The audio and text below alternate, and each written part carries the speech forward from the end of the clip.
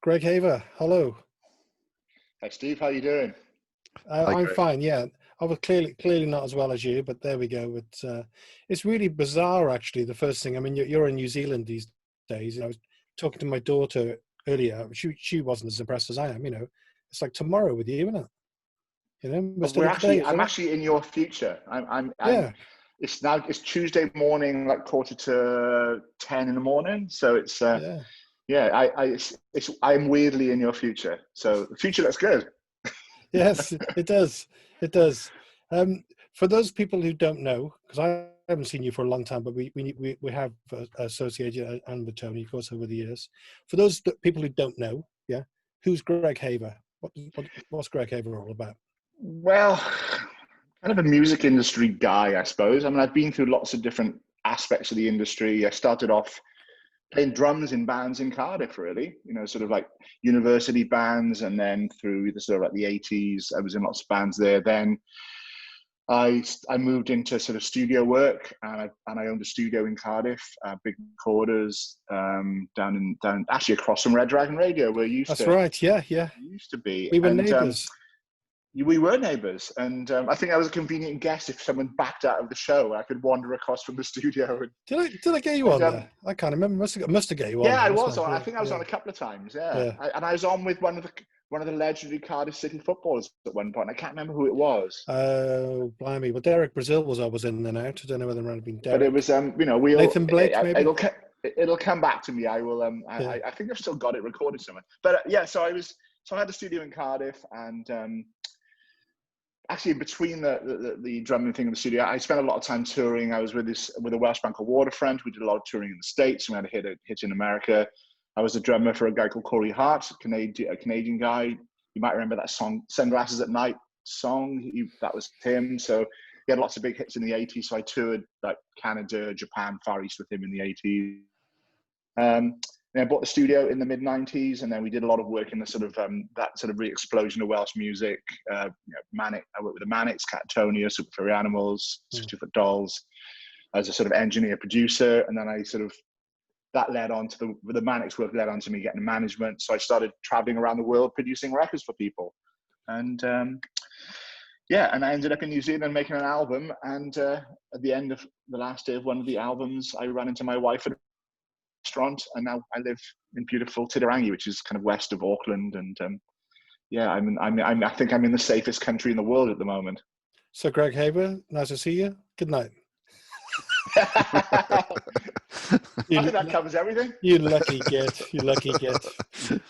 When you started off in music, you started out as a drummer, didn't you? Is that right? Yeah. Yes. Yeah. Yes, so tell me about when you got into your first band, like sort of tell me about those early days.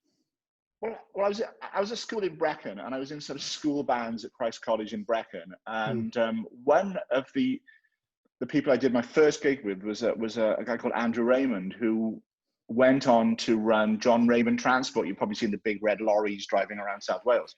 Yeah. And he spent most of his life running that company. And he moved when he left school in Brecon, he went to Aberystwyth University, then on to Cardiff University.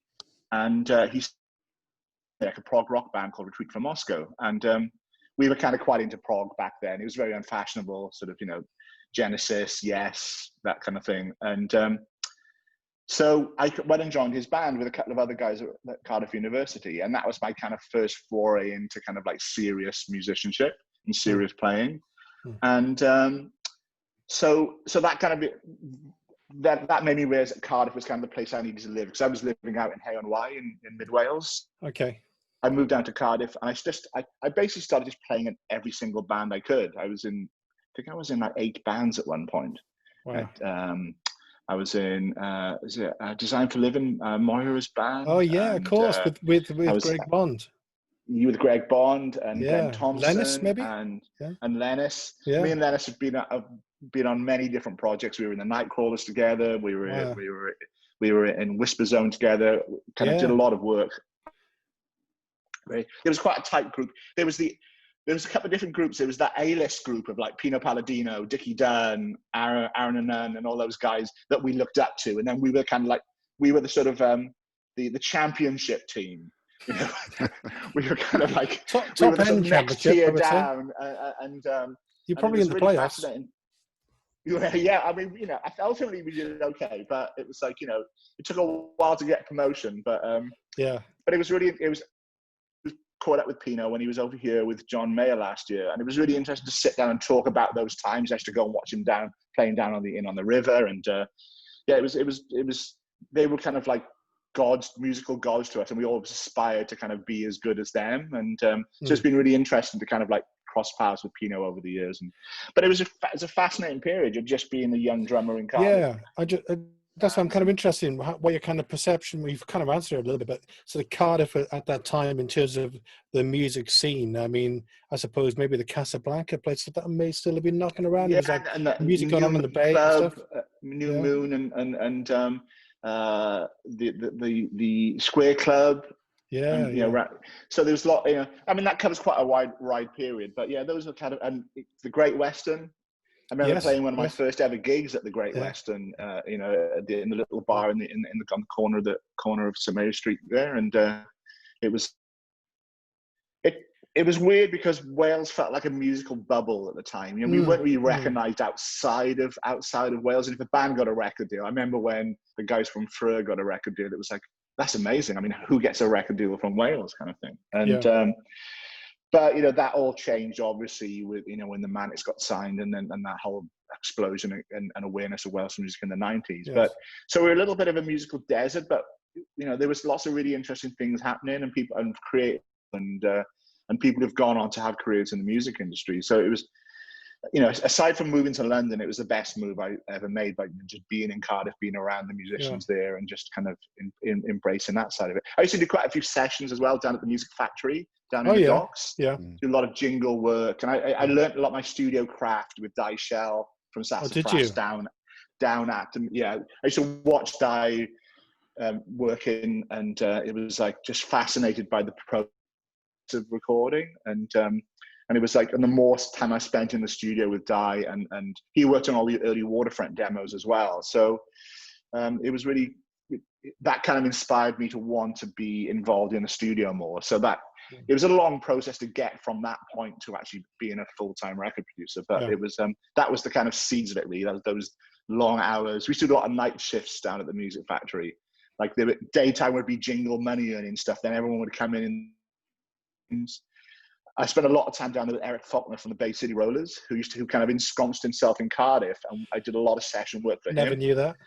Then they did a runner from town with never paying any of the bills. So I think he still owes me like 200 quid or something. So I doubt I'll ever see that. But it was fascinating because it was just, you know, I worked on a Rollers record there as well, which was really bizarre and crazy because it was the first kind of name artist I'd really worked with. Did they wear the funny clothes in the studio? It was no, but they argued a lot. Did they? And drank a lot. Right. Well, Scottish, you know. Because I was doing a lot of work with. It was we had a little production company with myself and Tim Lewis, who went on to play for Spiritualized, and I was actually at school with Tim. I used to watch him play in school bands, and it was it was him and guitarist called Martin Shadow, who went on to play guitar for Waterfront as well. So, you know, we had a little production company, so we kind of learnt together just how to make records, and produce. And it was there was no courses at the time to learn, so you just kind of got hands on as much as you could and kind of figured it out, really. I mean, an interesting thing you just said to me there, and this is really obvious, but you know, basically, I suppose you just kind of volunteered to be around, did you, with Di, and sort of just help out and sort of pick up. Well, I'd often come in and play on a jingle, say, you know. Right. Ford garages or something, you know, it'd be sort of something like that. Or I think there's a few that actually I played on that became quite iconic jingles. I think, like, you know, some David Morgan ones and a few things that you know that they've kind of, I've forgot them in the midst of time, but I remember them at the time being very sort of iconic Cardiff jingles. And but then I just kind of sit around and watch Di kind of do his thing, and it was because nowadays, a lot of young musicians, they have a very clear idea of the recording process. It was like, you learn it, you go on YouTube, you figure it out. Yeah. Whereas when I started recording, it was a mystery. It was a black art. Nobody knew how it worked. So just to see the process and how it happened, was just that, you know, you just learned on the job essentially. It was like an apprenticeship, really. And it was more analog. I guess it was pretty well analog then, was it? God, I was working analog until about 2001. So, you know, a lot Yeah, of the yeah, Manic stuff I did was analog. It was yeah. really only from 2001 that kind of Pro Tools took over. As even then, you were still hiring Pro Tools rigs because it was only sort of mid 2000s that the rigs actually started appearing permanently in studios. So we were still in an analog world for a long time, you know. And it was, but it was a lot of the things you learn working analog. If you apply those to a digital kind of digital recording world, they're really good techniques. You know, sitting there comping. You know, I remember sitting in Big Noise comping like Karis Matthews vocals with like 5 vocal takes and sitting there with her working on vocal things, and it was like those were really, you know, those techniques you can apply to any technology really. You just kind of you learn that stuff as you go, and you just develop your how you listen to music, how you perceive things, you know. Yeah, so again, that's a really interesting point. I don't even know what I do these days, but I teach in the university for a long time, really. We got these old Revox reel-to-reel machines, and I always, I always used to, don't do it anymore now, but I used to show the students the old Revox, because then you look at all the functions on the Revox, and then you look at pretty well any digital editing program, and it's the same thing. It's just a digital representation of that, you know. It is. And it's so much easier now. I mean, it was literally, you know, if you want to do an edit, you get a Bits of razor tape blade flying out and around. you cut the tape, and you know, it's like, you know, and it's what before wiping any substance that appeared on the razor blade off before you started editing the tape, and it was it was the good old days. But, it was fun. it was Different, very different though, I guess. Yeah. You said, Greg, about sound space, and of course, like you said, you know, near neighbours.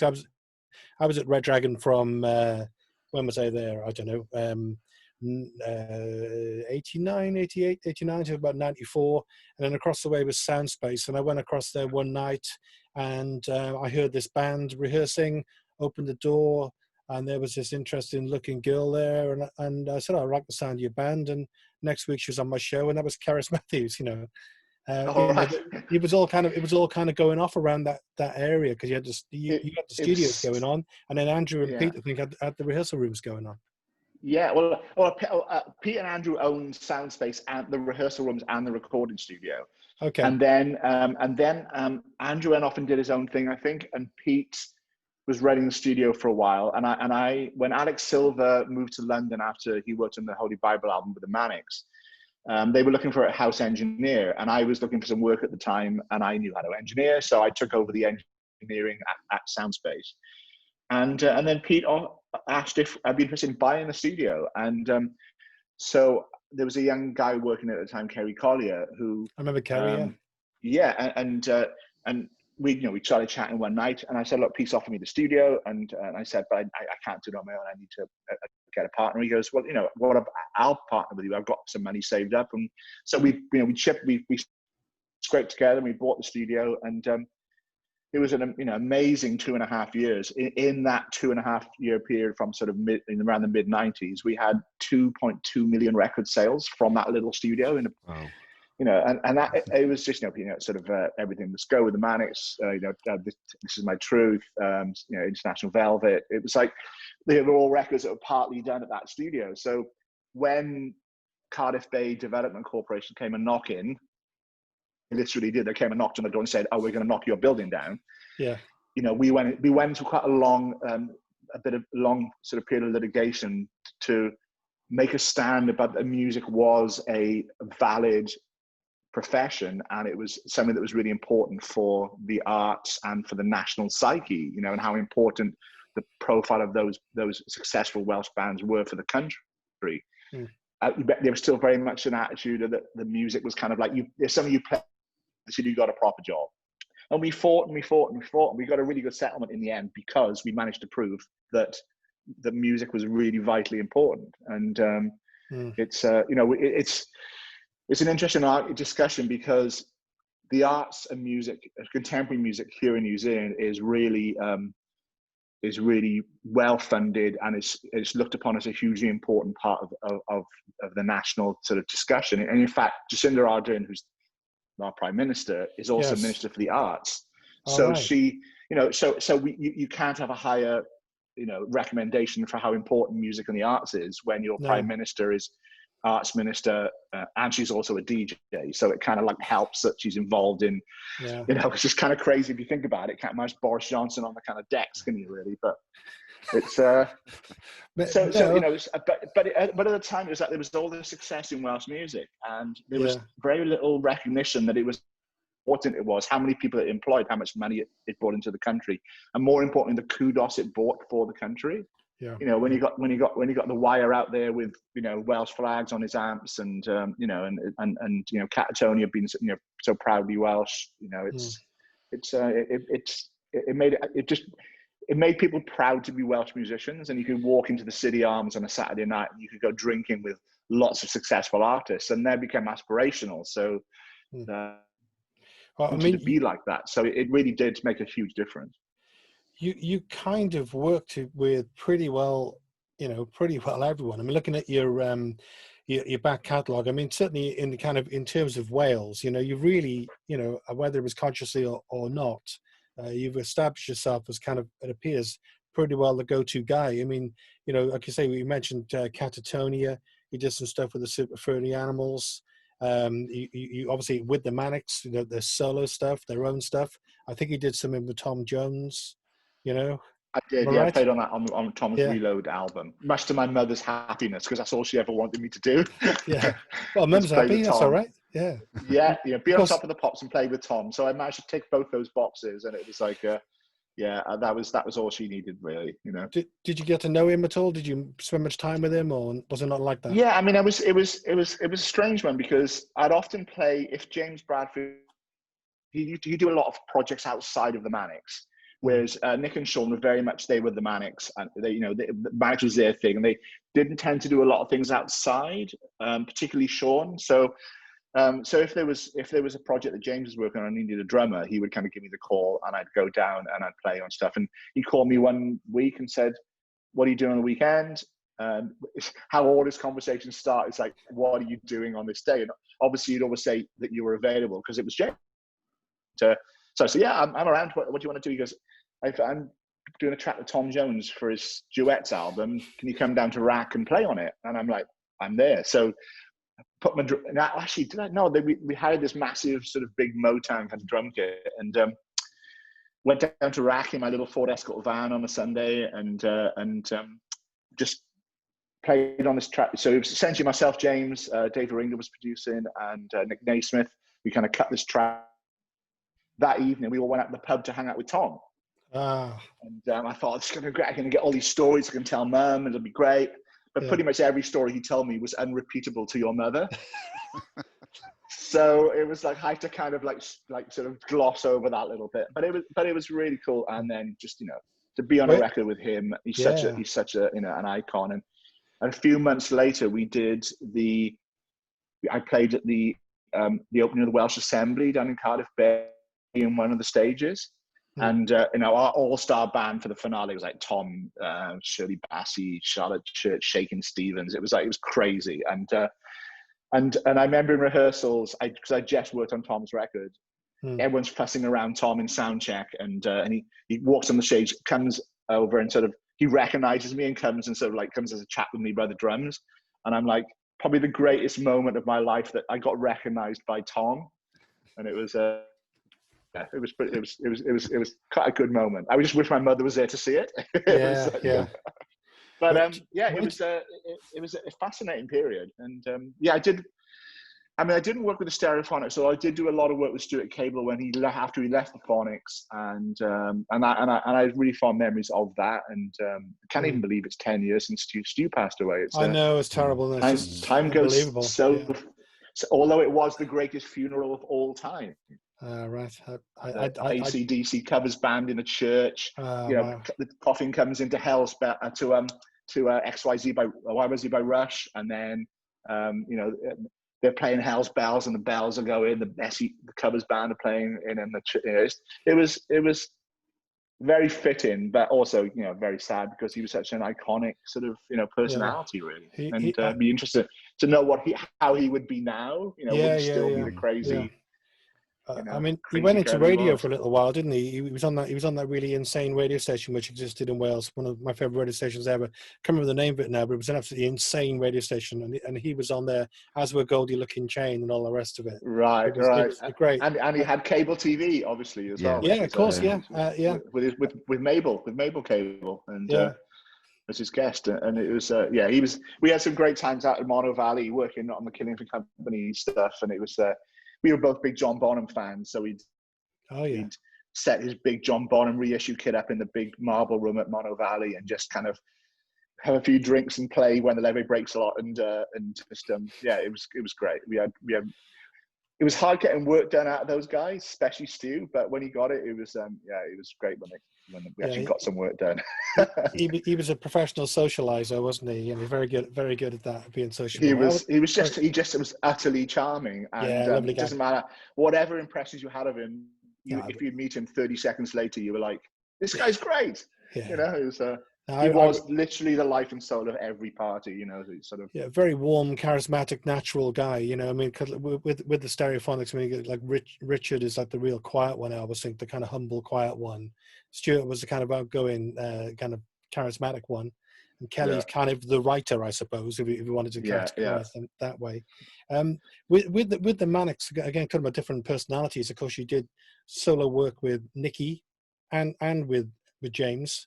I'd imagine even then you got two very different personalities going on, haven't you? Yeah, I was, you know, because obviously I'd done quite a few years with the Manics before the solo albums. I'd worked on This Is My Truth, Know Your Enemy, and then I produced most of the Lifeblood album. Tony Visconti did a few tracks, but I did the bulk of the record. Also toured with them before. I was going to ask you about that. Like the Greatest Hits tour, it was a weird one because they did a homecoming show at St David's Hall, one of the Carlin Homecoming series gigs, and they did two sets, an acoustic set and an electric set, and I played on the acoustic set with it. I think there was string quartet. I was playing percussion, marimbas, you know, hand percussion and everything, and literally after rehearsals. Looks really good. Do you want to come and do the tour with us? And they were going on tour on this Greatest Hits tour like the following week. And I thought, well, this is a good opportunity. You know, why wouldn't you start? You know, so I literally got on the phone, cancelled everything I was doing for the next month or whatever. And but there were no rehearsals, so I had to learn 36 songs on my own, and then do the run through in Dublin before we started the tour. And like 2 nights later, we're playing in Wembley or something. And it's yeah, it was. But it was really a couple of years, and I did British tour and big arena tour, and then we did Japan, and then I did Glastonbury main Pyramid stage, and so it was to go back on the road, because I toured a lot in the late '80s with Waterfront and Corey Hart, but to go back on the road with the Manics was quite special, because it was just to be in those hearing the audience singing back all the songs, and it was crazy. But yeah, so I did the touring, I did the recordings, and then. For the solo records, for Nick's record, it literally was, he called up one day, said, I want to come and do some recording. And myself and Loz Williams, who was my assistant engineer at the time, we were just sitting there, like, just didn't know what he was going to do. Was it going to be some poetry? Is it going to be, but he came in with all these amazing, like, garagey, cool songs. And we spent, you know, the next sort of 6 months or so just recording, chipping away and recording the record. And it was only really myself and Nick on the record. Loz played on a few tracks. I think James guested on one song. It's kind of me and him, kind of drums, guitars. There was no bass on it. He wanted to be a bass player solo album with no bass guitar on it. So that was kind of an interesting challenge. But James's record was very different. He, you know, I played drums on the bulk of the record, and I produced a couple of songs, but it was mainly playing. So I just go in the studio with James and sort of schedule songs, and it was really, really cool, actually. Just, you know, we jam a bit of Led Zeppelin, play the song and work it through. And we worked in about 4 or 5 different studios doing it. It was really good. And I think some of my best drumming on records was that, because James can really push you as a musician and like raise your playing to a higher level. He's got that incredible ability to do that. And so he was, that was really, really cool. And then I went back and did some more work on Send Away the Tigers, the next Manics album. And that was kind of like the end of my association with him. It was a good 10-year period of recording, producing, playing. So it was, yeah, and I still see the guys and speak to them when I'm back, and yeah, I'm really pleased that their careers had such longevity. It's a sign of a really great band and how close a unit they are. Well, it's a funny thing, but we've had a bit of an interesting day, me and Tony, because earlier on this morning, sort of 12 hours ago, we were interviewing Gary Christian, from the Christians. All right. Yeah. And I asked him if he thought the Beatles could have come from anywhere but Liverpool. And of course, it's Liverpudlian. He argued why that wasn't the case, right? They couldn't have come from anywhere else. And I said to him, to me, and I don't know how you feel about it, so I'll ask you, actually, it's a nice way to tie the two interviews together, is I said, look, I take that point completely, but I've always thought the same thing about the Manic Street Preachers. The Manic Street Preachers pretty well couldn't have come from anywhere apart from the South Wales valleys, to me, because of what they have to say. Yeah, I mean, it was their music and their history was defined by who they are and where they're from. It's like, I know the miners' strike was a hugely influential thing for them to be brought up in that environment. It was interesting because I'm 8-10 years older than them, so I had a different perspective on the miner strikes. My father's working with the NCB at the time, so it was really interesting to see how it affected them as young people growing up. And, I just saw the side of it, how it affected my father's business and everything. So, but the great thing about working with them as a band is it's a real education. Going back to the Retreat from Moscow period, I dropped out of school and gave up my education to go and play in bands. I didn't finish my A-levels. I thought I'd take a punt, and my parents love them. It's like, I don't know how they really felt about it. I'm sure they would rather I, had a different path. Now they've been very proud of me, but but seeing the Manics was kind of my education, because they're so well read, and they've Nick's got a degree in politics, and it's so I learned a lot of things about social history, about politics, and I spend a lot of my free time now working, studying politics, and I'm an active member in politics here in New Zealand, and that all stems out of with them and what I learned with them. And so, yes, they are totally a product of their upbringing and their placement in they would not be the same band. But bearing in mind, a lot of their musical influences were not, they weren't influenced, like say with the Super Furries, who were very much influenced by Welsh language music, in the 80s. The Manics were, it was The Clash, it was Public Enemy, it was that was musical upbringing. But their social upbringing, yes, I would agree that they couldn't have really come from anywhere else. I mean, the thing, and the reason we're talking about the Manics a little bit is because, you are quite, 10 years is quite a long time, and you were associated with this phenomenally successful band. So if you put, Greg Haver into a search engine, the likelihood of there's something about Manic Street Preachers will come out, which is not such a bad thing, Greg, is it really, to have that heritage? No, I mean, I always joke that my gravestone say Greg's brackets Manics Haver, because that's pretty much how I come up on any web search. Yeah. Well, as I say, there's nothing wrong with that. Yeah, really. The beauty of the Manics is they're a band that other musicians love and respect. Yes. So I if I had to put a number on it, I reckon at least half, probably more, of my work that I've got as my career as producer has come as a direct result of my association with them. So I put career, I owe them everything. If I wouldn't be living here if it wasn't for them. If you want to trace it back, if I didn't have that connection and them on my CV, I probably wouldn't have got management. I wouldn't be working in New Zealand. I wouldn't be living here now. So I owe them a lot. And but that's how careers. Music industries are all about perception. It's people look at your CV and they see your associations and they see and really strange things have come out of it. It's like you find out. Like I did an album for Melanie C, and I didn't realize she was a really big Manics fan. And it's like, really? It's like, so you end up doing, and it was like, that's how I got the gig. Really, it wasn't because when I got the call to do it, it wasn't. My management called up and said, do you want to pitch for this album? And I'm like, well, why?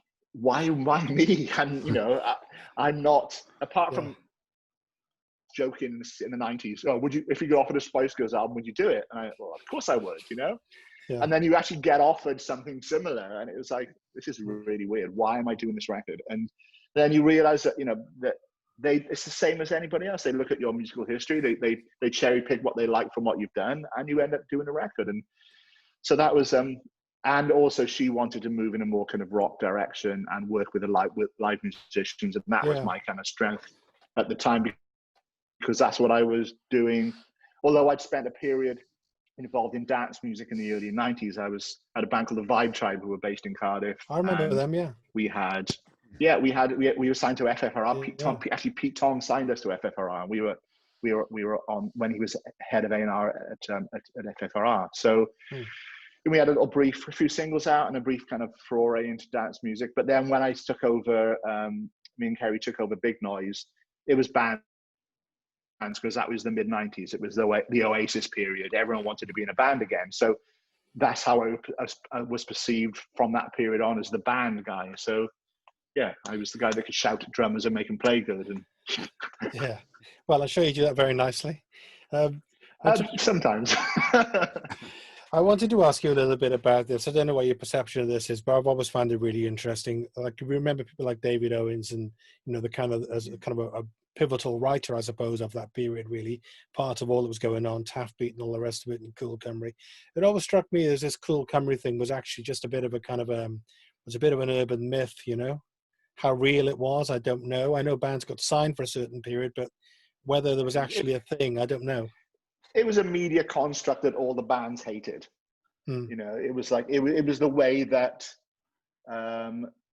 HTV saw the music explosion in the mid-90s. It's the way, you know, and that's fine. It's like, you know, labels are kind of important because at least it means there's an awareness about it.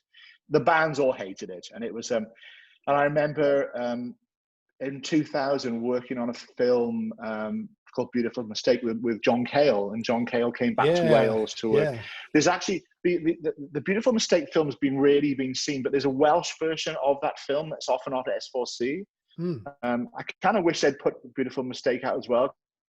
There were some different artists involved in that, and it's a really interesting sort of snapshot of the time. You know, it's like even to the point where they've got kind of you remember that, you know, the Welsh taxis at the time had a certain kind of call sign, and you know, it's like, it was very iconic of Wales around the turn of the century, and the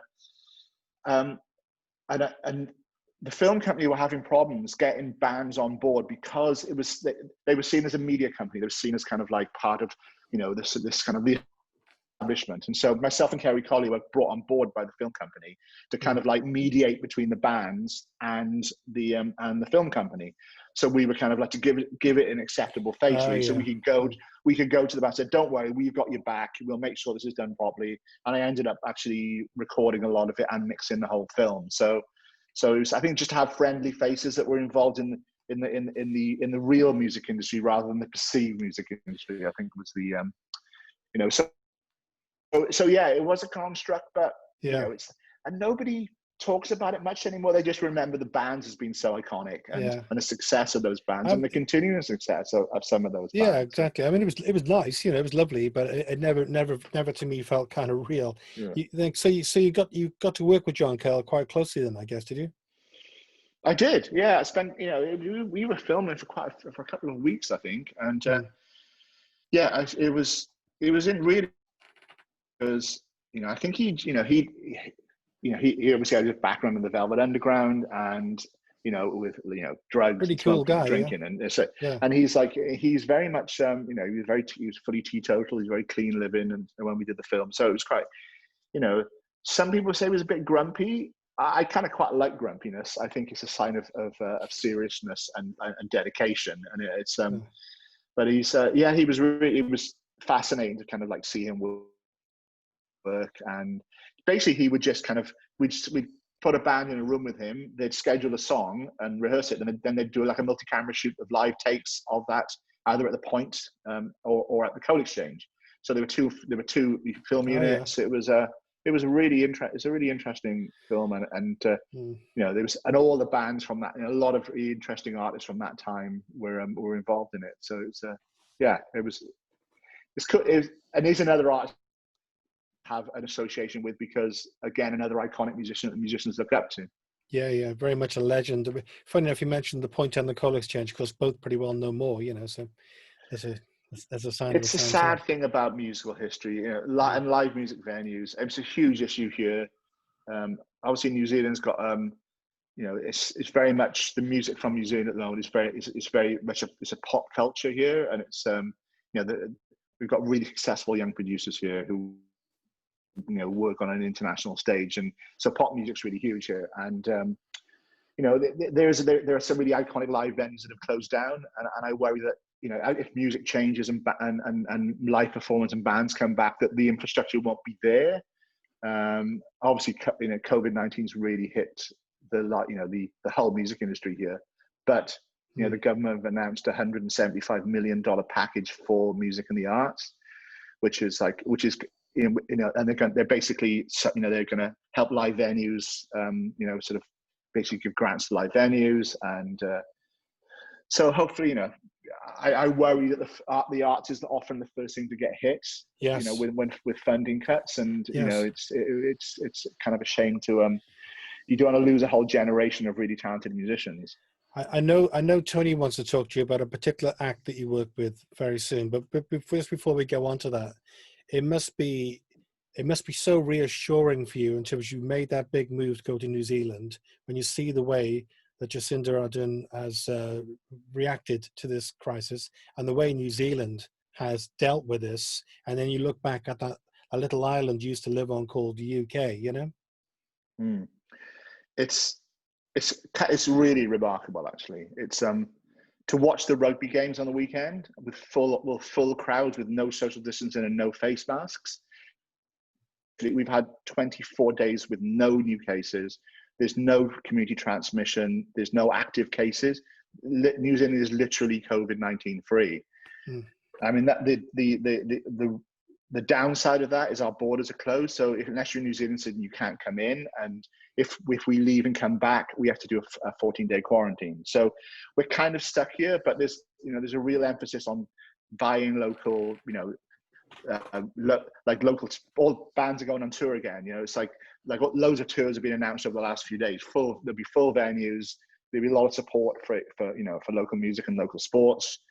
You know, having the 5 best Super Rugby teams helps, because the rugby is really great as well. So yeah, I can't speak high enough about Jacinda Ardern. I mean, it was. What did she do? What did she get so right, do you think? Right. I mean, she watch her news conferences. They're a masterclass in communication. It's just facts. Then I watch a British government one, you know, particularly a Boris Johnson one. It's kind of like half truths and waffle and kind of targets you're never going to meet and everything. It was like, Jacinda, you know, she put us all in lockdown for like 5 weeks, and it was really strict lockdown. I mean, we could go to the supermarket with massive protections, and we could buy medicine. And that was it. You had to stay local. You couldn't travel anywhere. It was like my car sat in the garage for 2 months. I didn't move it. You know, we were really in strict lockdown, and then the cases kind of like peaked, and then, you know, there've been 22 deaths and 1,500 cases of COVID. It's a country of 5 million people, yes, but people are very condensed here. It's not like we're spread out across the whole country. It's like 1.8 million live in Auckland, so the risks are huge here. And so, you know, getting back to Jacinda, she's a masterclass in communication. There was never a doubt about what the goal was. You know, there was never no toying with herd immunity. It was like, you know, the goal was to eliminate the disease from the borders, keep the borders closed, and then see how the rest of the world reacts. You know. Yeah. So we're kind of becoming Easter Island. No one can come in and no one can go out. No, you know? And it's but she's a great prime minister, obviously Minister for the Arts, and I've been a huge supporter of hers ever since I first moved here. My wife said, you should watch some speeches by this young politician, because he knows I was interested in politics. And I'd watch them, and it was government through empathy and inclusion. And it was like, yeah, as an old socialist like myself, it was music to my ears in the age of Johnson and Trump and Arrow and everything. So yeah, she's a remarkable woman. And you know, if you think she was 37 when she became prime minister. In that time, she's had to deal with the Christchurch shootings, the White Island volcanic eruption, COVID-19, and now the ongoing financial crisis because of it. And for a first-term prime minister, and she's dealt with it all incredibly. She banned handguns within like a month of the Christchurch shooting, like semi-automatic weapons. Yeah, it's I just wish there were more young women running the world. Really, it's I count my lucky stars every day. Well, I miss Wales. Yeah. I miss Wales dearly. It's my home, and it's but I'm very lucky to be here at the moment. There's a guy called Stephen Giddy. I don't know if you know Stephen Giddy, but he runs one of the music venues called Nostar in Cardiff, and he's a New Zealander. Right, yeah. He's a New Zealander, you know. And you know, I see his stuff that he posts on social media, and not in a kind of, you know, up yours kind of way, but he's just so proud and relieved to be a New Zealander at the moment. You know?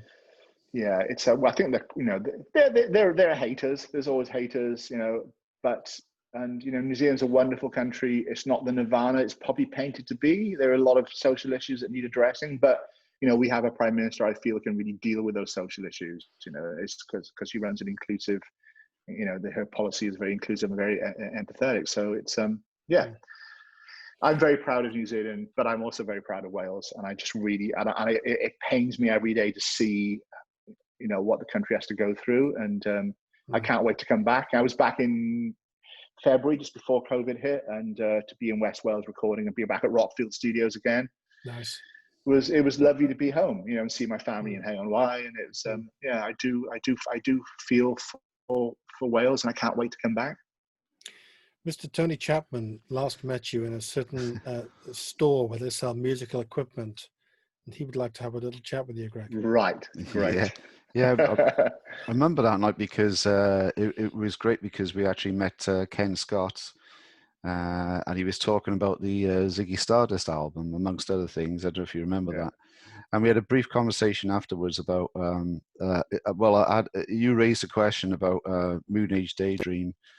You know, you said how it affected you. Well, you know, and we had a conversation afterwards. Exactly the same thing happened to me when I heard the track as well, you know. And I think it was a brief conversation, but we just seemed to really connect because of the one Bowie song where you know, it really inspired us when we were younger as well to think, right, well, you know, to me it was like, well, this is what I want to do.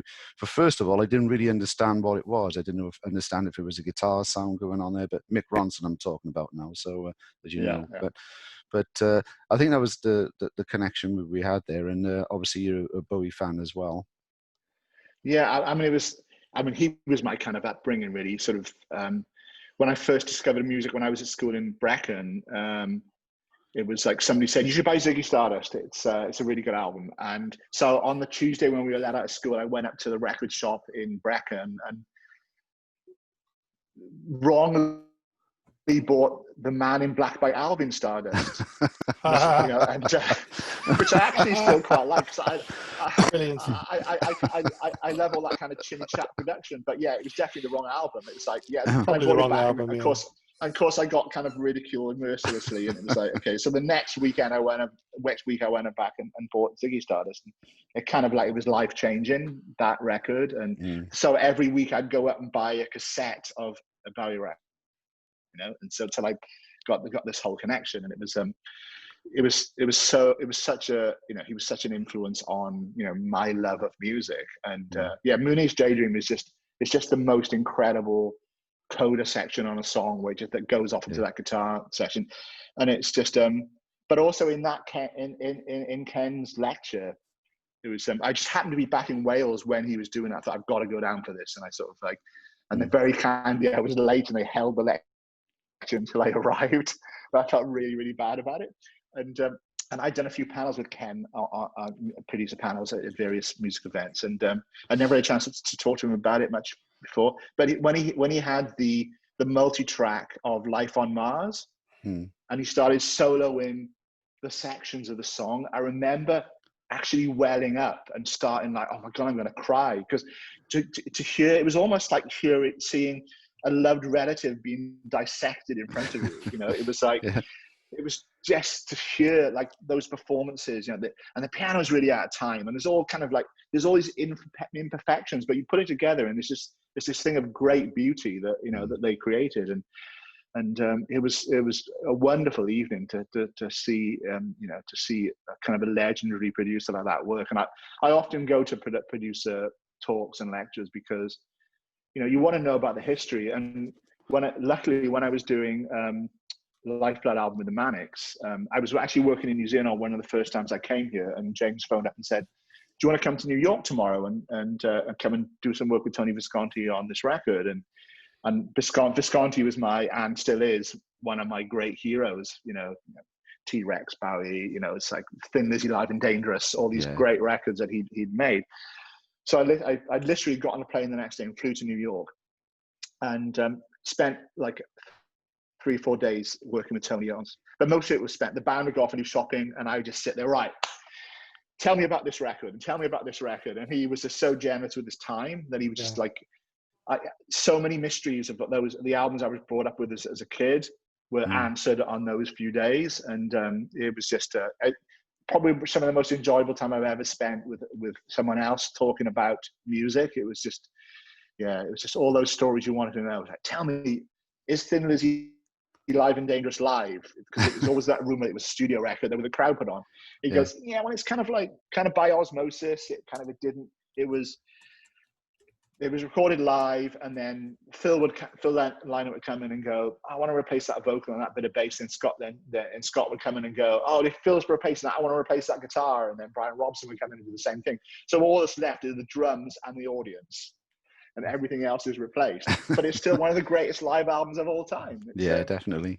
It's a really that insight into music is something you really get as you know, as a listener, to spend time with the people who were in the room making it. Like sadly last week Rupert Hine passed away, and who was a really influential producer for me when I was starting to get into production.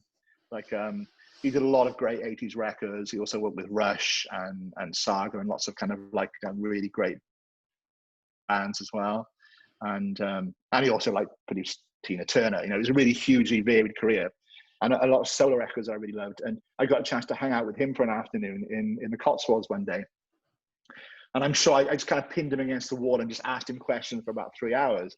But to get insight into how those records were made, and it's a real privileged part of the job to kind of to be in a room with people being creative. You know, just sit in a room and watch the Manics play. I remember just sitting in the studio when they were rehearsing the Everything Must Go record. I just sat and watched them play the album through from start to finish. I'm like, you can't buy this shit. This is the privilege of the job. You know, this is the payback for all the hours and all the rubbish sessions that you've done over the years. It's like, you know, this is why you do it. And those moments with other musicians and other producers are the kind of, that's the good stuff. Yeah. Talking about secret sauce. Talking about classic albums, one thing I wanted to ask you as well was one of my favorite TV programs is The Simpsons, and your involvement in the Yellow Album of The Simpsons. You know, so how did that come about? And it must be such an interesting story how you got involved with that. Yeah, but my wife Jackie and myself watched an episode of The Simpsons the other night. It's the first time I'd watched it for must be 15, 20 years. You know, I don't know why. I always loved the series. I don't know why I stopped watching. We watched it, and when it finished, she says, "Does it make you happy to be part of that? You know, are you proud of that?" And I'm like, I'd never even asked myself that question before. I'm like, yeah, I guess I'm part of like a very small part of something that's really iconic, and it came about because I just signed with EMI Music Publishing. This is when Waterfront broke up. I started working with Chris Duffy, the lead singer for Waterfront, on his solo album. And I wrote a few songs with Chris for his record. So I approached EMI Publishing, who I was dealing with on a daily basis, supplying them with the demos for the record and everything. I'm like, do you want to give, I've got no publishing, but I've got some songs in the album. Do you want to give me a deal? And they were like, yeah, cool. You know, we'll give you a publishing deal. So I just kind of wandered into this publishing deal with EMI Music Publishing. And one of the first things they gave me, like, it was back in the days of fax machines. These lyrics came through on my fax machine at home. And God, that sounds so old, ancient now, doesn't it? And with a note from Alan Jacobs, who's my A&R at EMI, saying, 20th Century Fox are looking for some co-writes, non-American based co-writes to work on this album. Do you fancy having a shot? And I'm like, well, there's no way I'm going to get this, but let's have some fun with it. So I picked a set of lyrics that Matt Groening had written. So I thought there's a better chance of this being on the record because Matt wrote it. But it was also like called the 10 Commandments of Bart. So there were 12 verses. I thought, well, if I'm going to do this, I'm going to do it properly. And I found an old Vibe Tribe kind of keyboard riff that I hadn't used that I always liked, but I could never find a place for it. And I thought I could recycle that bit of, you know, so I spent a whole week in my studio in West Wharf Road constructing this kind of like epic 12-verse version of this song. And it was fun. I bought DK Oko's in the Vibe Tribe in to do the Bart Simpson part, and I just kind of very sped his voice up. And my dog Twinkle, who I had at the time, is on the record, and you know, I got him to kind of like, you know, to play the kind of Santa's little helper part on the record and all that stuff. And so I sent it off to EMI. I just forgot about it, and then one day I got back home, and the fax came back, and it said it was the lyrics for the song with a note from a guy from 20th Century Fox saying, "We like this, send him over." So that was it. That was the communication. So I ended up recording I kept a lot of the demo stuff, recorded a load of the stuff at Mole Studio in Bath, and then flew over to LA. And I remember my manager at the time, John Newman, who also managed Waterfront, we put a budget in for the record, and they came back and said, "Is this all you want?"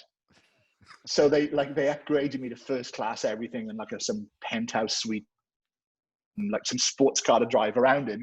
Because I get to LA and I realize that like Prince is working on a track, and CNC Music Factory are working on a track, and like Linda Ronstadt's doing. So I wanted into like Capitol Studios on the first day, and Nancy Cartwright, who plays Bart Simpson, came in and said, so who are you? And all I could think of saying was, "I'm nobody."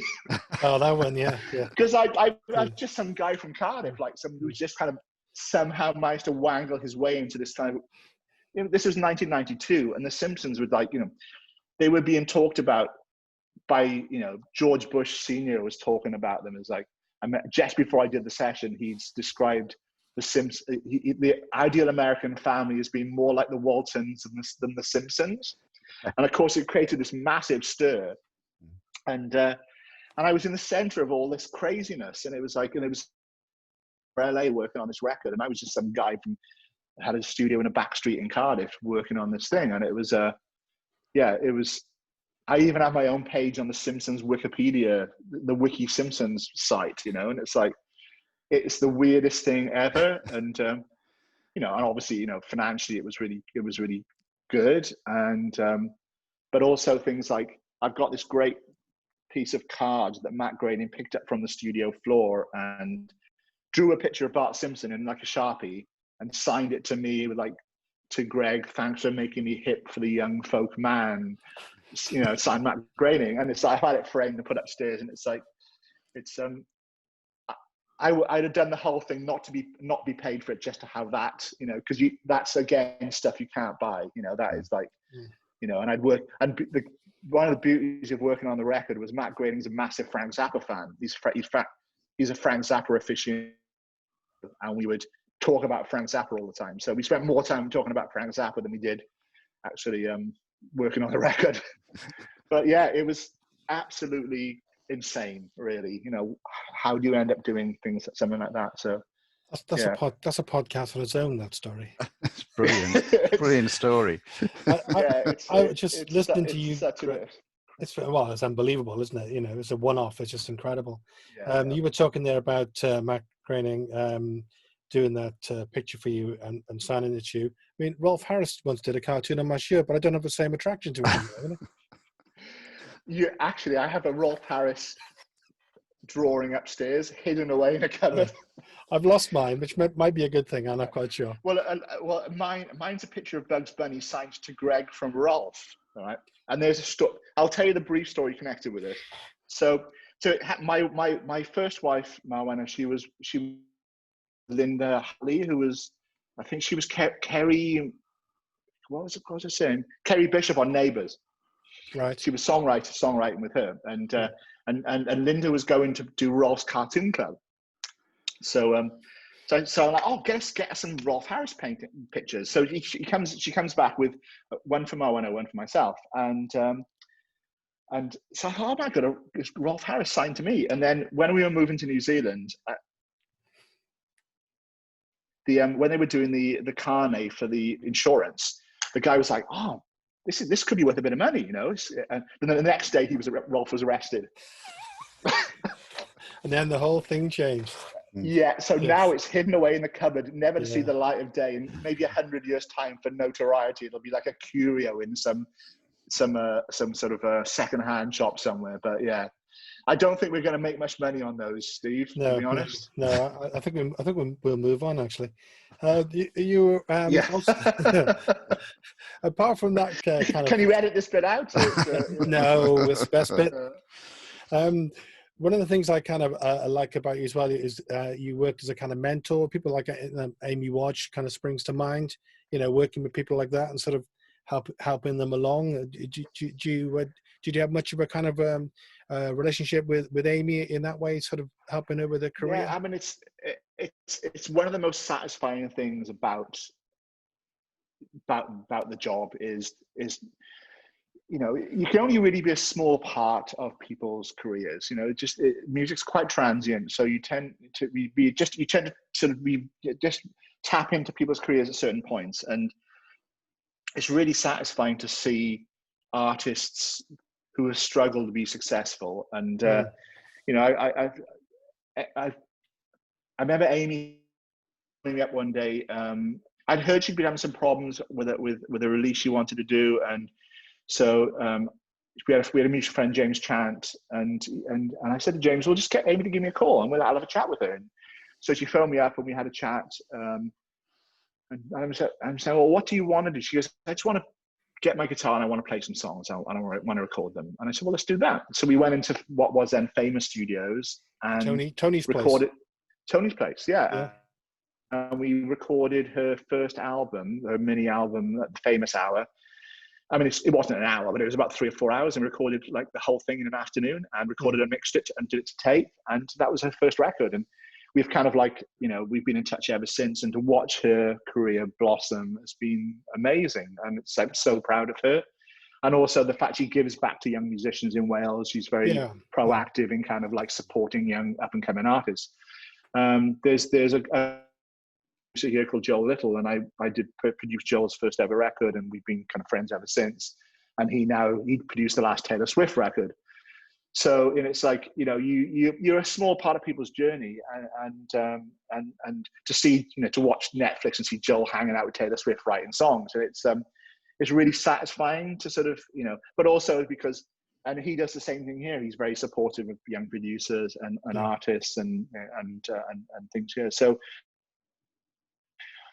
And a lot of my time in New Zealand is now spent organising programs for young producers and engineers and songwriters. So yeah, I wanted to talk to you about that actually, because you also moved into lectures and seminars, and it's all about kind of upward progression stuff, isn't it? Yeah, upskilling young people, because you know it's a really hard industry to break into, and you know, having been through it and seeing how difficult it can be, you kind of want to pass that knowledge on to sort of and aid young producers, songwriters, and take some of the mystery out of it. So I set up the Song Hubs program here, Song Hubs Auckland, with APRA, who were they're like PRS are in the UK.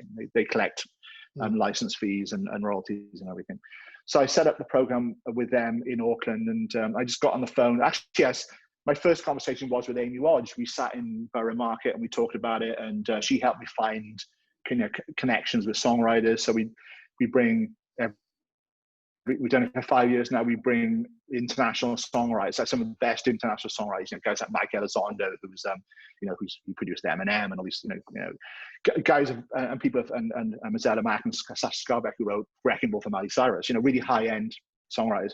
They come here and we do a week of seminars where they write with New Zealand, the cream of New Zealand sort of artists and songwriters and producers. And I do something similar called the New Zealand Music Producer Series, where I bring high-profile producers. We had a Welsh year one year where we brought David Wrench and Romy Stoddard-Goda over. So all the Welsh were in town. And it was really fantastic to have guys of from your own country with that caliber, internationally renowned producers and engineers to come and lecture and do talks here. So, and I'm in the process of setting up the Music Producers Guild in New Zealand to help young producers with contracts and royalty statements, and just to demystify the industry, really. So, and that stuff is immensely satisfying. And as long as I can still get in the studio and make records occasionally and enjoy the creative process, I think that whole educational side of it is really satisfying. It's kind of why I do that, really, because it's, I think you kind of, if you've been successful, you kind of owe it to yourself to pass that information on, and you can't hold that information in your own kind of bubble. You need to make sure that other musicians help, because it's a hard industry to break into. Yeah, I'm pretty sure I'll never have that problem of passing on my success, but we'll leave that for now. but I am immensely proud of Amy, and I remember she got me tickets for the Ed Sheeran show in Auckland. Oh yeah. And I went, and he played Thinking Out Loud, and all the phone torches went up, and it was like, oh nice. Yeah, that's really amazing. And I actually took a picture and sent it to her, and I'm like, this is just incredible, to see how her career has progressed, and I'm immensely proud of what she's achieved. Really. It's nice with Amy because because I kind of know a little bit about her background. She's done some stuff at the university where I am. She just comes in and talks to young songwriters and whatever.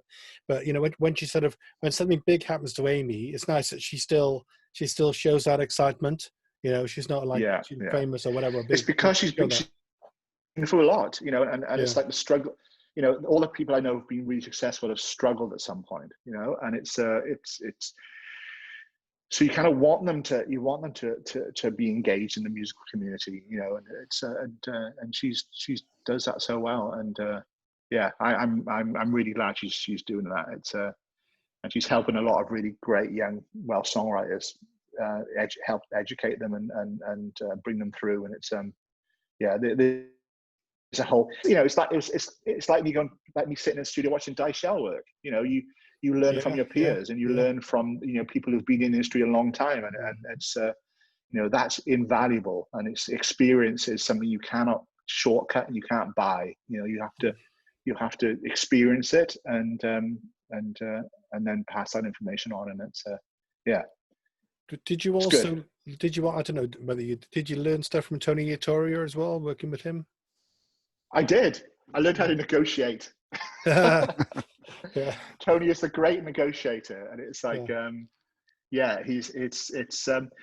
and Tony had a really interesting love-hate relationship, and it was mostly love but occasional hate, and it was like we would hate's too strong a word, we would come to blows occasionally, and but I really love Tony. I did learn a lot from him, and he's like, we are still friends, and it's like and he's so iconic. He had a really interesting career in the industry. He's a bit of a pioneer. He was out there on top of the pops before there were many. There was not many Welsh people on top of the pops outside of Badfinger, and No, I can't remember the name of it. Can you remember the name of the song? What was the song? It was a big hit. It was I Can Prove It. Yeah. Scheme a lot, can you scheme a lot, do anything? Is that covered by somebody? Yeah. It was Phil Fearon. Waterman. Phil Fearon, yeah.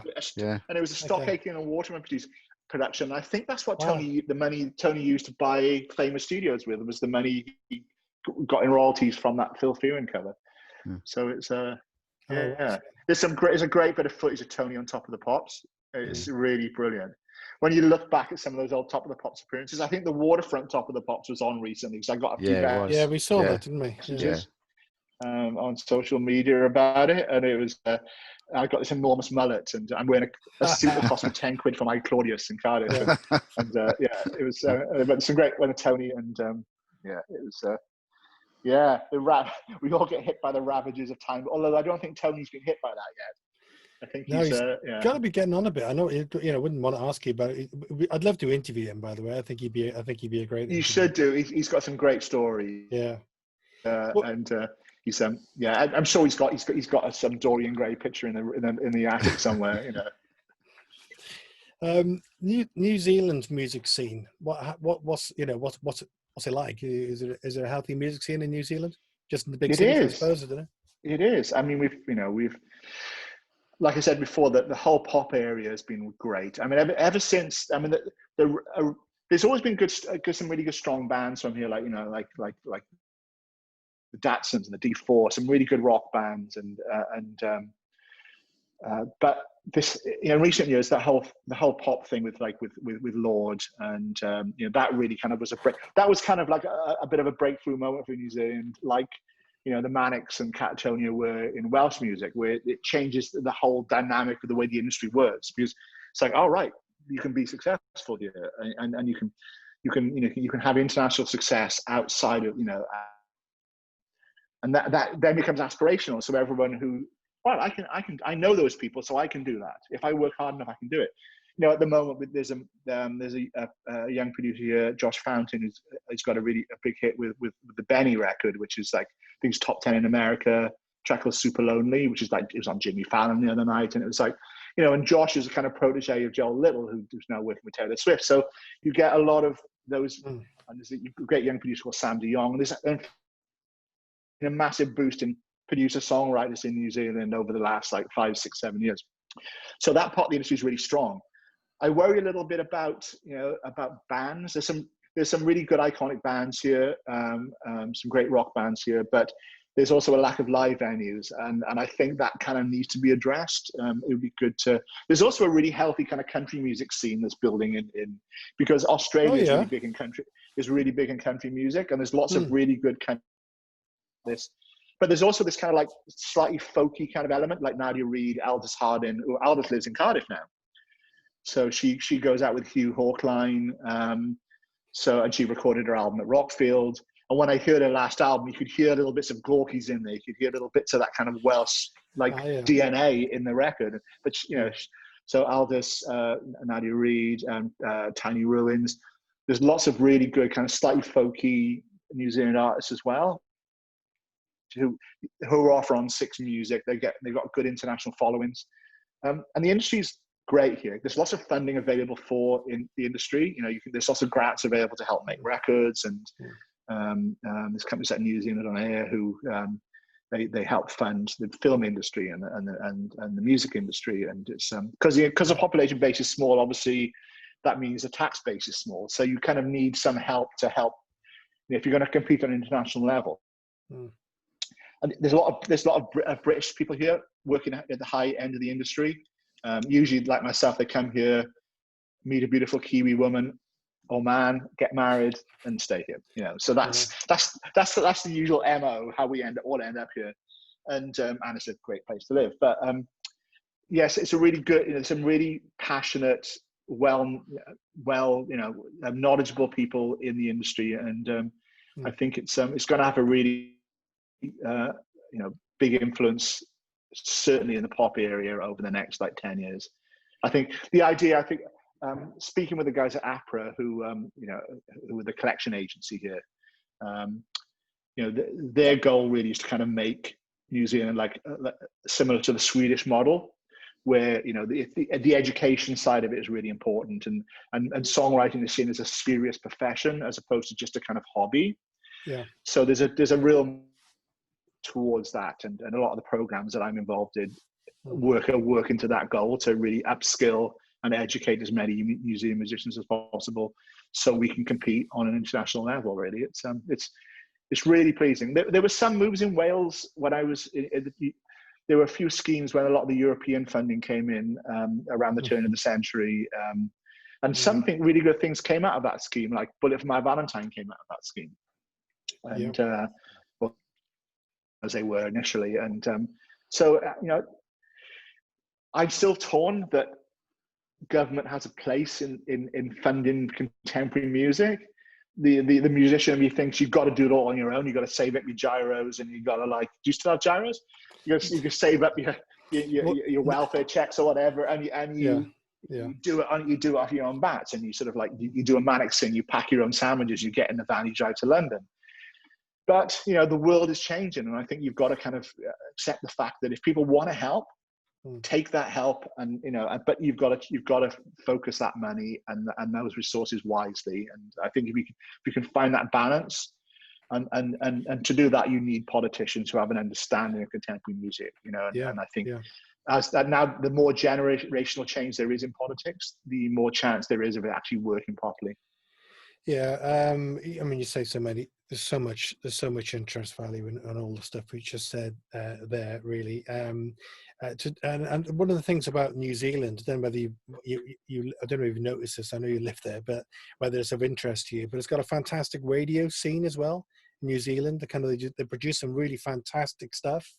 Better than probably anywhere else. Radio's still really important here. It's still, although New Zealand has the highest streaming per capita of music in the world, so like Spotify is really important, and that's the telephone companies here do tie-ins with Spotify. So you get your phone plan, and you get, like, I get 50% off Spotify every month. And it's like, so and some companies offer it for free. So there's a big uptake in streaming, but radio's still important here. It's and a lot of the reasons artists like Lord and Benny have broken through is because of the support from radio. There's a station called The Rock here, which supports rock.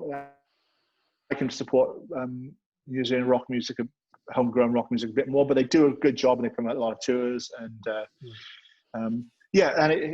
and a lot of people who are working in the music industry here have backgrounds in radio, so it's still really important here, although less than it was when I first moved here, when it was all important. And I think that kind of like that change in the power base is important, because I think radio can have too much power. I remember when Radio 1 playlists were everything. If you couldn't get a Radio 1 playlist, the record would die the following week. At least now there are alternative ways to source music, and I think that's been a huge plus point. Obviously there's lots of arguments about Spotify and about the recompense for it, and even more so with YouTube, where I think there are a lot of copyright issues, and there's a whole copyright revision of the copyright laws going through New Zealand Parliament at the moment. It's like a 5-year process. It's a massive. Everyone's feeding in the information into that sort of effort to kind of change copyright law, so New Zealand is more in line with international law, but also to make companies like YouTube pay for using musical content. So, and also there's, at the moment in New Zealand, there's a 50-year cut-off for protection of songwriting songwriting royalties, whereas in the UK it's 70 years. So they're trying to bring New Zealand in line with the rest of the world, because there are artists now in New Zealand who had hits in the 70s who are going to start losing the income from their songs, and that's not fair. While they're still alive, they need to be earning that income. But that's all. The good thing is people are aware of it, and people are working towards it, and there's some really good people here working towards making that happen, and protecting musicians and artists' rights. Everything he says about New Zealand, I think, we've only. Did you see this petition to have Britain declare war on New Zealand that came up yesterday? No. So the idea behind it is that Britain declares war on New Zealand and then surrenders straight away. And because if you surrender to another government, it means that the government of New Zealand would have to be the de facto government of Great Britain. All right, Jacinda would be your prime minister. Yeah, I'm in. Sign me up, man. Where do I sign? It was in all the media here. It's really funny. There's been a petition by Australians to try and get for Australia to become the third island of New Zealand. Oh yeah. So it's like so it'd be North Island, South Island, and Big Island. Yeah. Well, you can see why. Everybody wants Jacinda, you know. So it's like, yeah. All credit to it, and you know how lucky you are to have somebody like that in charge of your affairs. Yes, we are. I've got one kind of question left. It's sort of a double one in a way, but it's not that long a question. Firstly, in terms of producers, I wonder what your advice would be for new producers going into music production. And the second part of it, which can come out slightly separately, is advice for musicians when they go into a studio, a meaningful studio, for the first time. Right. The second one's easy. Okay, yes, do that one first. Yeah, should we do that one first? Yeah, it's really the level of, you know, you can get into a rehearsal and you can play a song through, and it's going to sound pretty decent, you know, but you need to drill into every aspect of the song to get it into a point where it's like it can be really something special, you know. And a lot of my work, especially these days now, our recording budgets are a lot smaller, is work in the rehearsal room, you know, get in there and you pull the songs apart, you rebuild them, you try different options out. You try to exhaust all the options you can to find the song in its best form. Is it the right tempo? Is it the right key? Is the structure of the song right? You know, is that guitar part in verse 2 okay? Is there enough of a lift in the chorus? You know, you want to address every single aspect of it and rehearse until about a week before the session, then stop. So when you go into the studio, you're kind of playing the song fresh. It's not, you haven't ground it into the ground. You need a bit of distance from once you've done that work. I take a little tripod in, I put my iPhone on it, and I video rehearsals, because you can, especially if you're making lots of changes, you don't want to forget those when you go in the studio. So my phone is a really key part of the recording process now. So yeah, so lots of rehearsals.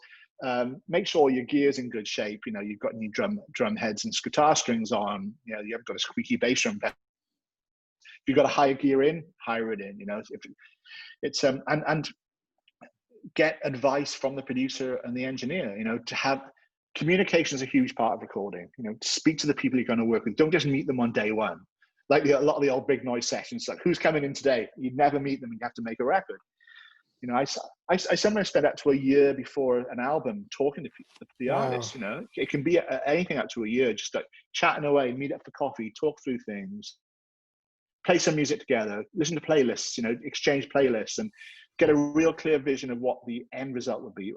One of the best thing that James Bradfield ever taught me was to have a sonic vision for the song, a sonic image for the song. So you have a very clear idea. You know, we'd sit down and listen to music for the first day of a session. He'd play me loads of songs. It's like, I love the drums on this. I love the guitars on this. This is the vibe I'm after. So, you know, you have a clear end goal before you start. So just have that clarity of vision for what the be. Have a really good communication with the personnel and make sure you're really well rehearsed. As far as like the other question, like how to be a producer, how to learn to be, how to break it. Well, you know, in the university where I work, we got you know, students who want to be producers, and we got like quite nice studios that they use, and they want to get into the industry, so they want to get their foothold in being music producers. You know, what would be the advice you would give to them or something? I think you just need to be persistent. I mean, you know, I know some young producers who literally their first song will be a hit, you know, and it all seems very easy, but then the struggle comes later when you're trying to you're starting at the high point, and you kind of like, you're going to get a lot of years where you're not as successful, and then you might get some other peaks. My career was very different. I didn't start producing until I was at mid-30s, so I'd kind of tried to learn my craft by watching other people, and then I got into it because I knew this area I wanted to get into. But you got to understand the sacrifices you need to make to do it, and be willing to make them. It's not a 9-to-5 job. You know, it literally is. You're going to do a minimum 12 hours a day, probably more. So you can kiss goodbye to your social life. You can kiss goodbye to, like, you know, I don't know many producers on their first marriages. It's like, it's very, very trying for partners and relationships. If you're going to really, really go for it and make it a lifetime career. A lot of young producers give up. It's one of the things we're looking at with the Music Producers Guild here, is how to support producers through income streams when they get to 30, start having children and having a mortgage. and realize it's just too difficult to stay in that profession, Mm. and unless they've had a lot of success. And then you start losing this skill base, you know, from 30 years onwards, so you've got all those years of learning, and you just lose those skills, and those skills get lost from the industry. So you've got to you've got to persevere and make personal sacrifices, and that's a hard thing to say. You can find a bit of a balance. I mean, Ramesh Donengoda, who's, you know, probably the most successful producer working in Wales at the moment, and certainly in Cardiff, is, you know, he's a good example. He's learned how to pace himself. He'll work Monday to Friday, always take weekends off. You know, he brings in support staff to help him with his projects, and he's becoming probably one of the most successful producers that Wales has ever had. And I remember Ramesh contacting me when must be about 12, 15 years ago. I was working in Latvia, and I got a message from this young kid in Cardiff. "Hi, my name is Ramesh. I want to be a record producer. Can you give me some advice?" And I said, "Well, send me some songs." And he sent me some Kids in Glass Houses songs he'd done in his parents' house. And they were the most incredible sounding things. How does he make good? It's, you know, it's just a young kid in his parents' house in Cardiff. And he was supremely talented, and was prepared to make the sacrifices to have a real career. And now he's, you know, he just did the Bring Me the Horizon record, and he's you know, he's a really successful producer. But you know, he reached out at the start to try and get advice. You know, there's a lot of experience out there, and you kind of need to tap into it. And it's even if it's not for musical advice, it's like career advice. Like he runs a website called Control Room, which gives advice to producers and engineers, and does lots of interviews with successful producers. And you know, I do a lot of business advice for them, where I will sort of give them advice on contracts and all that side of it. And it's all really dry, but you kind of need to know that side as well. The first thing my manager, Stephen Budd, said to me was, the problem with producers is you just want to work and make records. You don't care about the money till you can't pay your bills.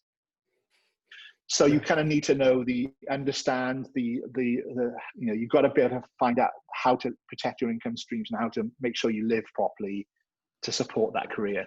But I'm one of the lucky ones. I've made a career at doing it, and I've been incredibly fortunate, and I've had a lot of luck, but I've also worked really hard and made sacrifices. So, you know, and I'm lucky. I've ended up in a beautiful place, and I have a wonderful life, and I can still, you know, in my late 50s, you know, that's not a privilege that's offered to many people. So yeah, I think you've just got to love music. You've really got to love music, and make records for the records themselves, not just because about the money that you're going to earn. It's got to be, you want everything you do to be as good as it possibly can be, and take real pride in the work you do. Because people in the studio look up to you. They want you to have answers to all their questions. You've got to be like the old salty old in The Hunt for Red October, where it's like, you know, it's like, what, you know, sort of, what should I do, Captain? And then the captain says, I don't know. And then the salty old sea dog says to him, you know, you've got to know, even if you don't know, you've got to pretend that you know, because everyone looks to you for an answer. You've got to be that character in the studio. You've got to be able to make shit up on the fly and just hope that it's, you know, you can get yourself out of some scrapes just by being confident. Yeah. So it's that, I mean, it's not being a builder. You know, if you build a wall, it falls down. You're not a good builder. If it stays up, you're a good builder. Music isn't that. It is all about how you interpret things. It's about gray areas. It's about, you know, it's some people love what you do, some people hate what you do, and that's part of the industry, and you have to kind of roll with that. And not everyone's going to love what you do as well. So you got to develop a bit of a thick skin, which is hard because most producers have got huge. So you're constantly fighting between, you know, trying to shut it all out, and also, like, you know, protect your, you know, the fragility of your ego. So it's it's probably a little bit crazy. Yeah, well, there's nothing wrong with that. We interviewed Ramesh because we did a festival recently, and what a fascinating character, you know. It's just, I mean, it's almost part of it to me, which I find quite fascinating, is the kind of psychology of it as well. You know, how you kind of connect with the musicians and how they connect with you, and you find out the stories behind the songs, and there's a little kind of tangents which, at first sight you don't see them, but they're kind of there funneling away, aren't they? There's an interesting dynamic, is that Ramesh's secret sauce is that everyone loves him when he's in the in the studio. He's one of the guys. He's one of the lads. Have a drink with him afterwards, and he's like the pop, and grab a bit of food, and it's like he's very much kind of like they kind of like see him as one of their own, and he has a brilliant natural ability, and he's put the hours in to be really great. Now I'm a bit older, my role tends to be more of the kind of like, I'm the salty old sea dog guy, I'm the sort of like I'm there for my experience really. And it's like, so there is a different power dynamic. I'm not one of the guys. I don't go out to drinking afterwards. I can't stay out too late because I'll fall asleep. It's like all those things you get as you get older. So you can't be out at gigs every night. And it's like to the point where I often say to bands, I'll come and see you in rehearsal, but don't get me to come out at midnight to a gig. I'll be asleep at home. Yeah.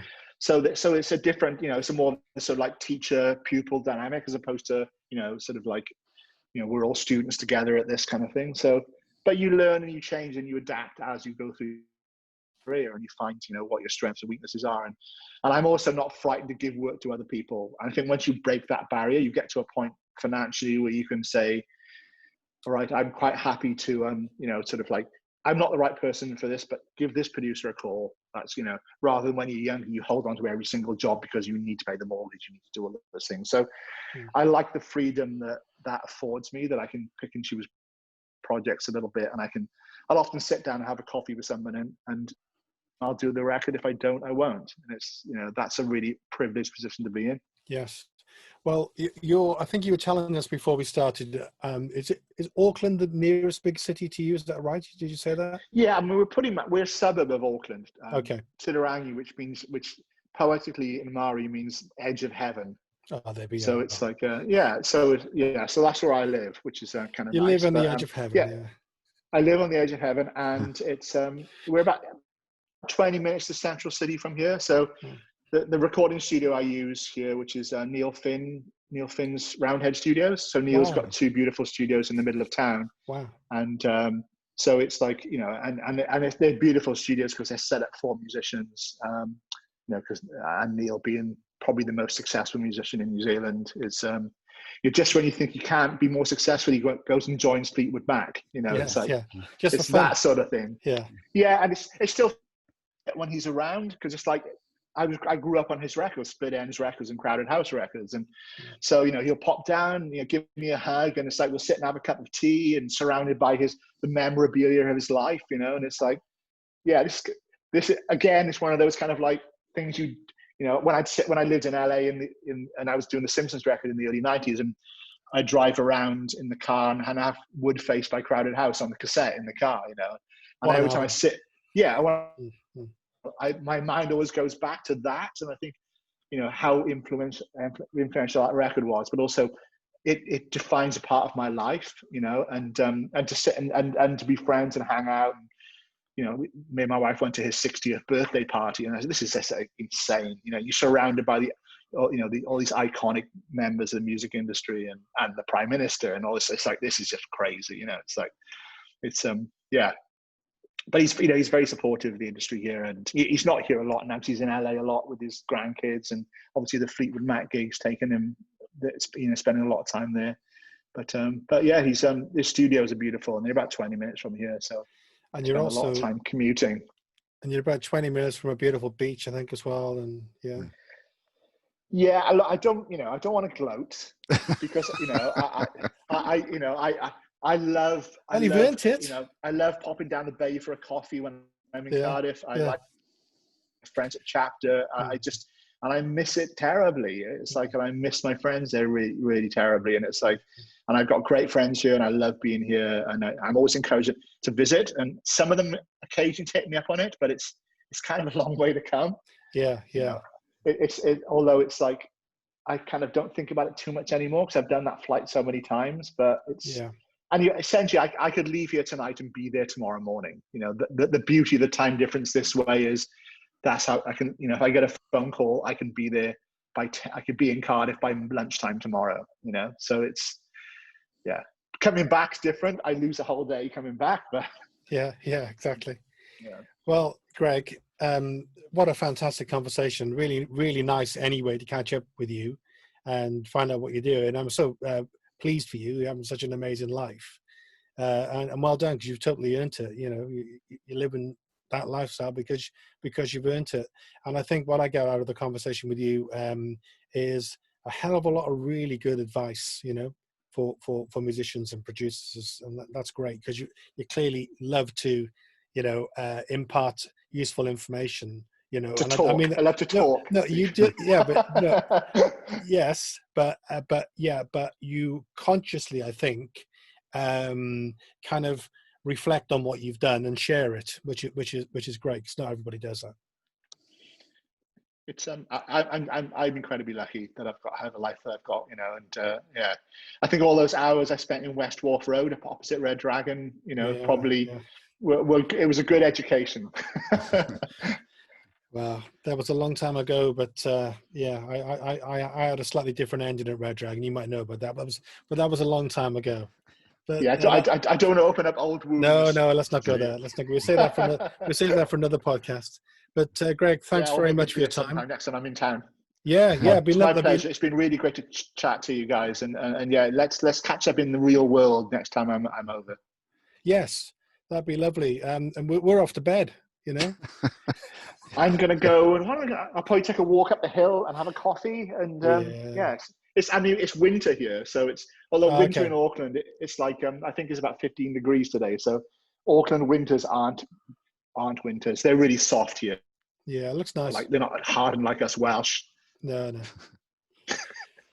Anyway, Greg, thank you very much. Brilliant stuff. My pleasure. And yeah, we'd love to see you sometime, and just keep on doing what you're doing. And obviously, Tony, we'll share it with you when it's ready to go, and hope you enjoy it. Great. Yeah. Thanks, Greg. Thanks very much. Been great talking to you. My pleasure. I'll catch you guys soon. Okay. Cheers. Good night. Good morning. Take care. Bye. Cheers. Cheers. Man. Thank you.